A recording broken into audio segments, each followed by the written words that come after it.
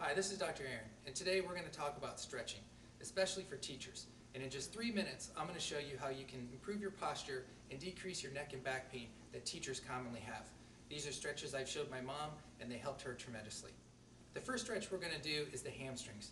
Tight hamstrings are a very common cause of low back pain, and teachers sit quite often, so I'm going to show you how to stretch your hamstrings appropriately.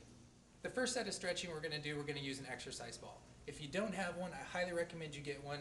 They're a great investment, and a medium-sized ball fits almost everybody. I'm also going to show you how to achieve the same results if you don't have an exercise ball using a chair. The first thing to do to stretch the hamstrings is you're going to sit on the ball with your shoulders over your hips and your head over your shoulders.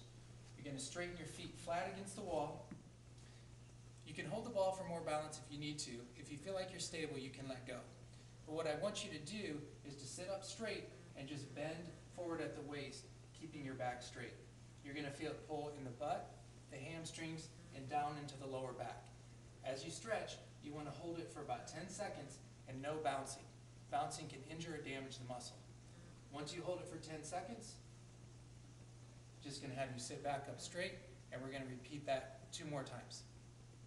The next stretch I want to show you how to do is actually doing jumping jacks on the ball. The reason is you have your heart, which pumps things away from your body, but your heart doesn't bring things back. You require movement for that. So to help increase venous return and lymphatic circulation, to decrease inflammation and improve circulation, we're going to do jumping jacks on the ball. So same thing, whenever we sit on the ball, back straight, head over shoulders, shoulders over the hips, and with the jumping jack, we're also going to start to bounce. This bouncing will increase the circulation. It will also decrease the tension in the neck and shoulders. And then we're simply going to do jumping jacks as we sit.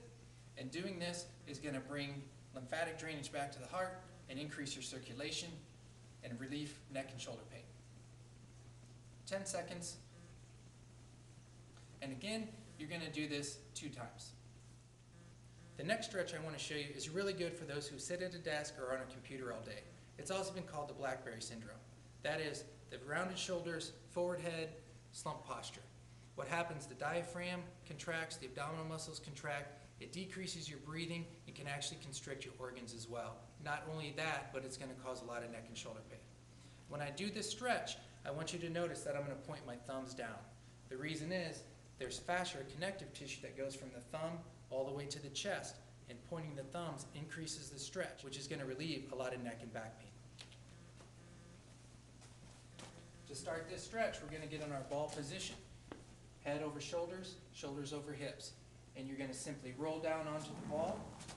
And for this stretch, you want to make sure that your head can come back and touch the ball.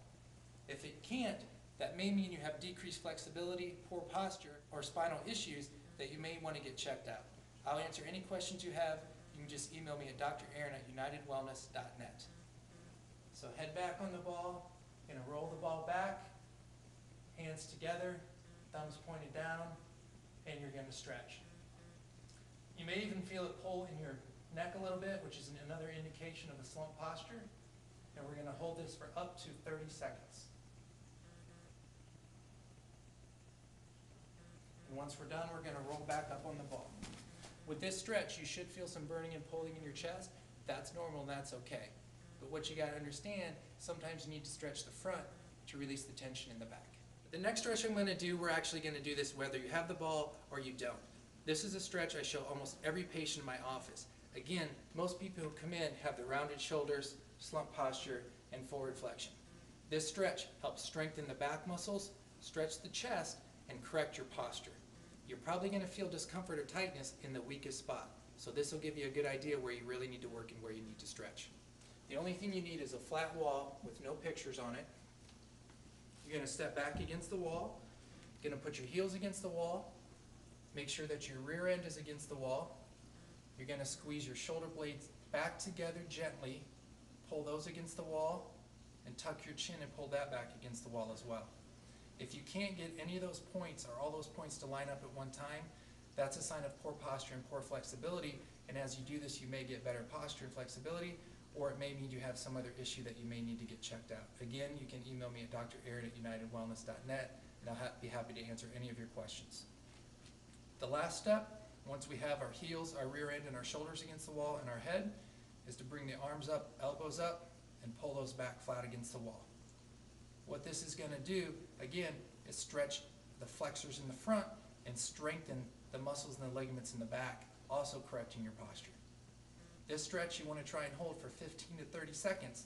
And it may look easy, but this is one my patients struggle with the most, and they actually feel it. It's very fatiguing, but it will help correct your posture and relieve your neck and shoulder pain.